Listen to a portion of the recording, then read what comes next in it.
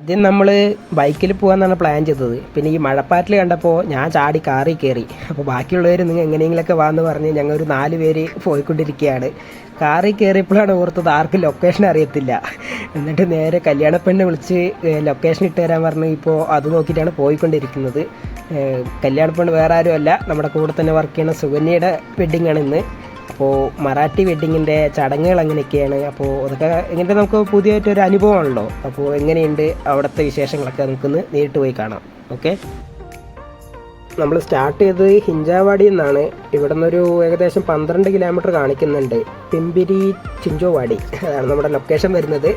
ഇപ്പോൾ ടൈം ഏകദേശം 12:45 കഴിഞ്ഞു. അപ്പോൾ ഇനി അവിടുത്തെ ചടങ്ങുകളൊക്കെ എങ്ങനെയൊക്കെയാണെന്ന് അറിയത്തില്ലല്ലോ. ഇനി താലികെട്ട് കഴിഞ്ഞിട്ടുണ്ടോ ഇല്ലയോ എന്നൊന്നും അറിയത്തില്ല. ഞാനൊരു ഭയങ്കര എക്സൈറ്റ്മെൻറ്റിലാണ്. ആദ്യമായിട്ടൊരു മറാഠി വെഡ്ഡിങ് കാണാൻ പോകുന്നതിൻ്റെ ഒരു എക്സൈറ്റ്മെൻറ്റിലാണ്. നമുക്ക് നോക്കാം എങ്ങനെയുണ്ടെന്ന് ഇവിടുത്തെ അവസ്ഥ, സിറ്റുവേഷനൊക്കെ എങ്ങനെയുണ്ട് നോക്കാം. മഴ അവിടെ നിന്ന് ഇറങ്ങുന്ന സമയത്ത് മഴയുണ്ടായിരുന്നു. ഇപ്പം മഴ ചെറുതായിട്ട് പോയിട്ടുണ്ട്, കുഴപ്പമില്ല. നോക്കാം അല്ലേ. फ्लैट सा दिखता है ना? हाँ, दिस वन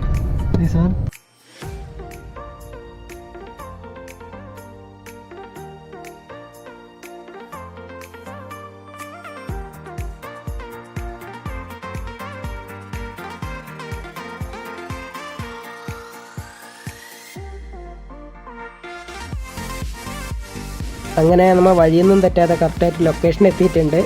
മഴ ചെറിയൊരു പാറ്റിലുണ്ട്. ഇവിടെ പുറത്തുനിന്ന് ആളുകളൊന്നും കാണുന്നില്ല. എല്ലാവരും ഓഡിറ്റോറിയത്തിനകത്താണെന്ന് തോന്നുന്നു. രംഗോലി ബാങ്കറ്റ് ഹാൾ, അതാണ് നമ്മുടെ ഓഡിറ്റോറിയത്തിൻ്റെ പേര്. നമുക്ക് നോക്കാം എങ്ങനെയുണ്ടെന്ന്.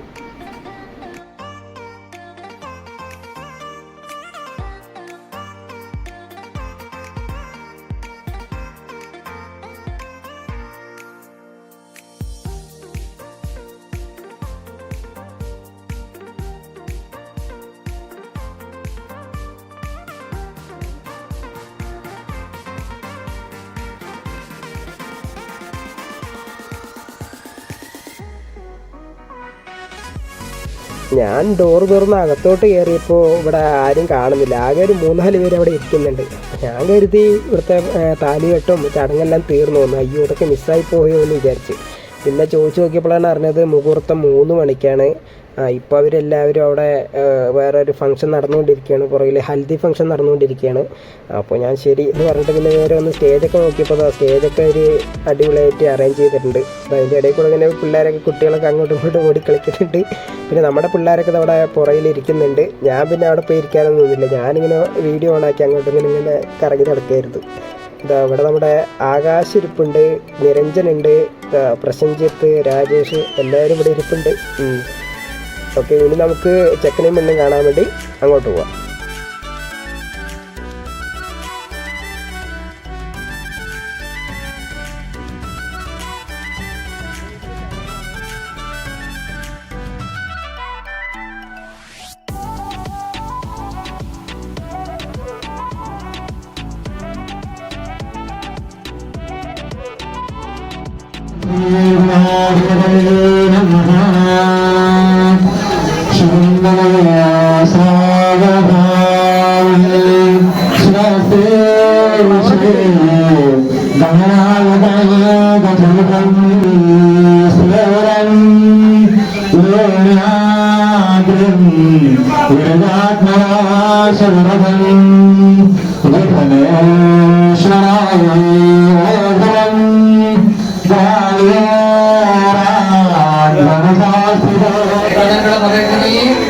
मनामध्ये कुलदेवतेचं गणपतीचं स्मरण करत राहायचं.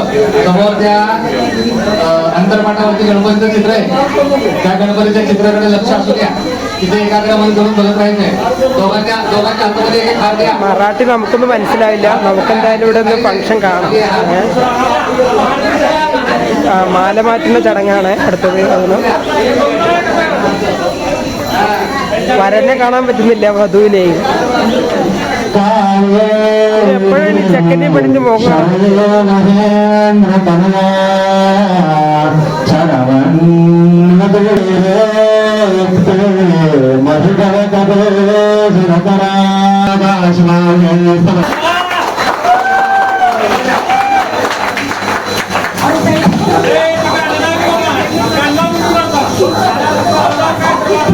അവിടെ ചെക്കനും പെണ്ണും.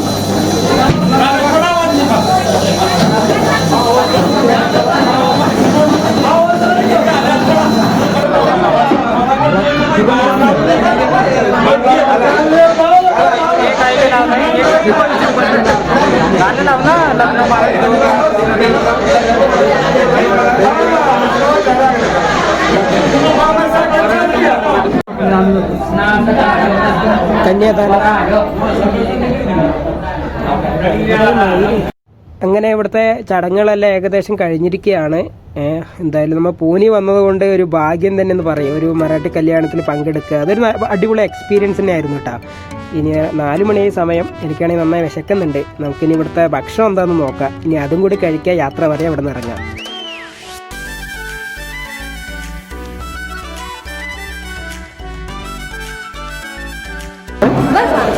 അല്ലേ